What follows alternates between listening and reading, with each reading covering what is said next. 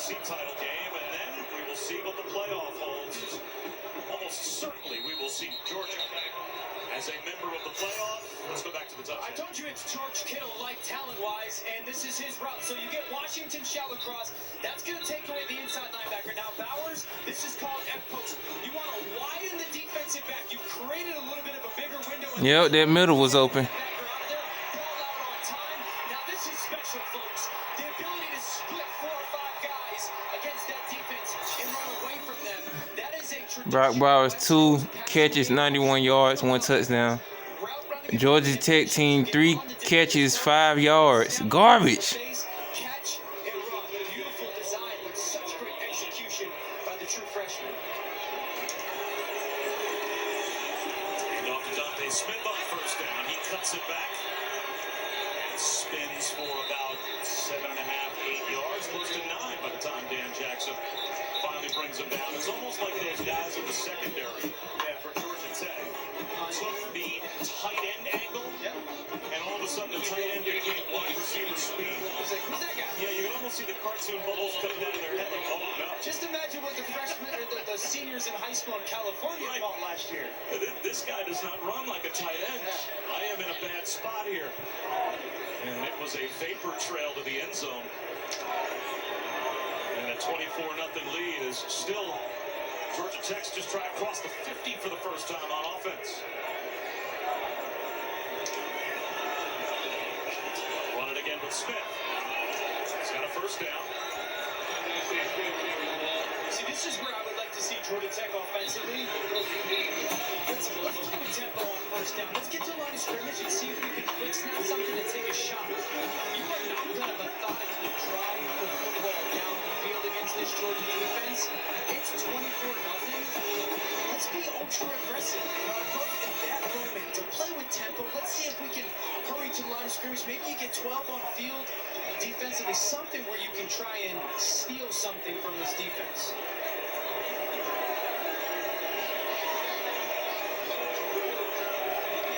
Shift by that defensive line changes all the rules for the offense. Mason. Maybe a half yard. Well, if you added up all of the points this defense has surrendered and compared that with the number of touchdowns they've allowed and even thrown in their special teams touchdowns, if their offense never scored, they'd probably be at the Yeah, and part of it is that movement by that defensive line. You see how that late shift happens, then Wallflower, it changes the rules, the angles, the steps of the offensive line, and just that late shift by the defensive line allows Wallflower to kind of win on that angle. There's defensive coordinator Dan Lanning. Looks a little like Josh Duhamel, the actor. Beautiful, beautiful. But this defense is as advertised. Here's Benson. Pushes the pile. On second down and 10 for 8. Makes it third down and 2. Well, again, they have allowed 7 touchdowns. 38 sacks, 4th in the league. Pass yards 3rd, rush yards 2nd. Total yards 1st, points 1st. Defense this season. Safeties as well. They almost break even in terms of the number of points they've allowed and the number of points their defense and special teams have scored. I mean, they've given up 7 points in the second quarter this season. Only 83 for the year, but 7 in the second quarter. I think, we've talked about the effort. I also believe that they're the best coached defense in America. Kirby Smart and their defensive coordinator, Dan Lannon, are exhausted after games because they're so in the moment. It's another first down though for Georgia Tech. This is the deepest they've moved up the field so far today, as they are nearly to midfield. And they've got a couple of first downs on this drive. Now they're bringing 6 or 7 different defensive people onto the field. So you're talking about a defense that just had guys play 4 plays of this drive, and now you've got a whole new unit in that's fresh off the sideline and some rest. And so that's why these guys, this culture of that fanatical, maniacal effort that these Bulldogs play with, that's why they can do it, is because they've got so many different bodies coming in the game. You gotta take your shot if you're Georgia Tech at some point. Aids to throw. They'll set up a screen. Well done, Jordan Mason. Blockers out in front. Weaves his way for another first down.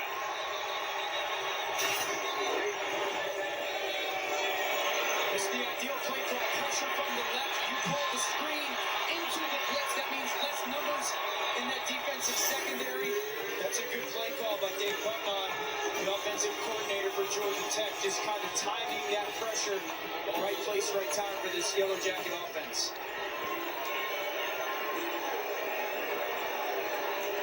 And they're staying in the huddle really till 15, 20 seconds left on the play clock.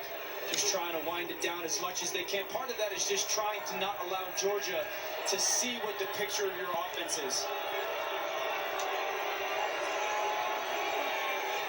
Bad throw from Yates, pulled the string to Malachi Carter. It'll be second down 10. It sounds silly. It's a tough throw for quarterbacks, right? Because you've got a corner that is blitzing right in between you and your receiver, Malachi Carter. So it's almost like throwing a screen pass. You really got to get kind of up on your toes to make that throw and navigate that corner. Sometimes you drop your arm down, sidearm it. For righties, it's easier to make that throw to the right than it is making that throw to the left. That blitzing corner, Ringo, kind of in between the quarterback and receiver.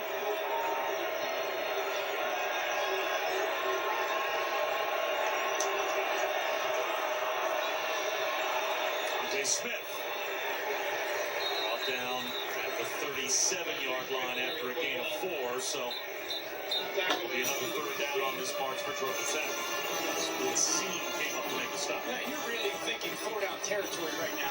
It's right, first time you cross the 50, it's 36. Your kicker's not here.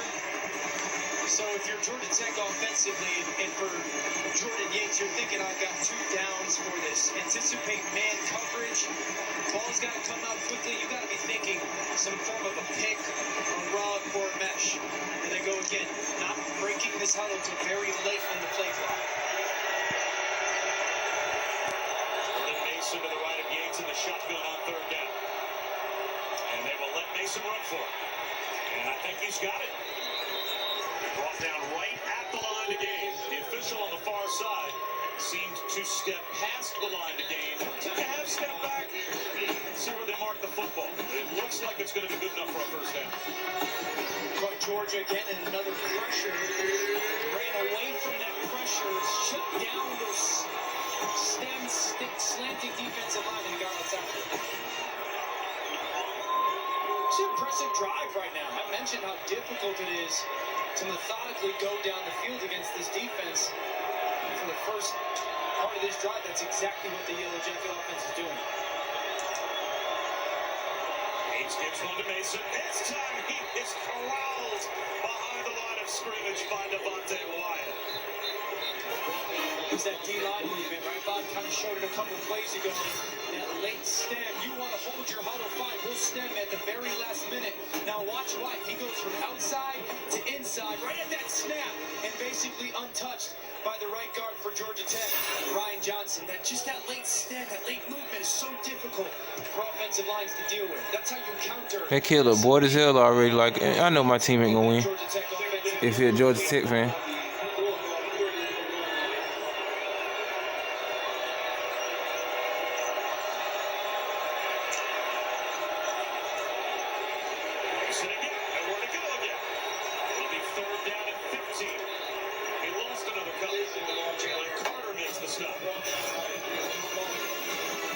Awesome job by Carter. Watch the swim move.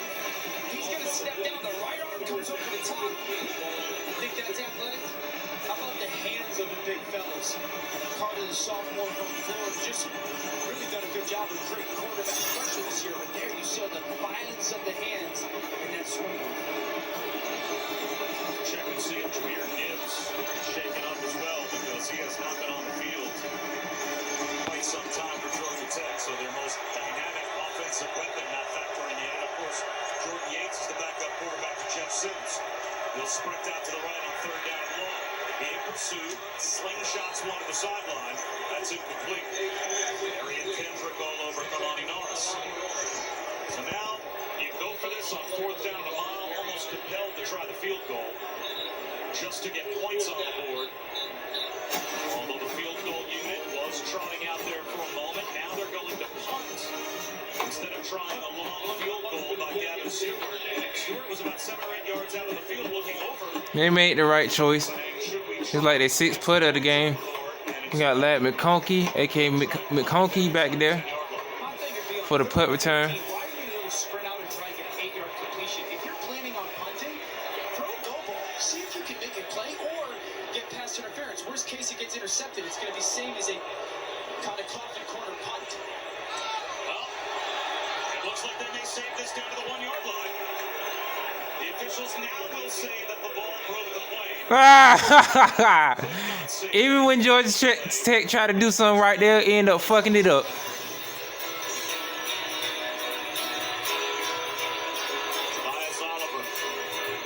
Wow. Stupid motherfucker.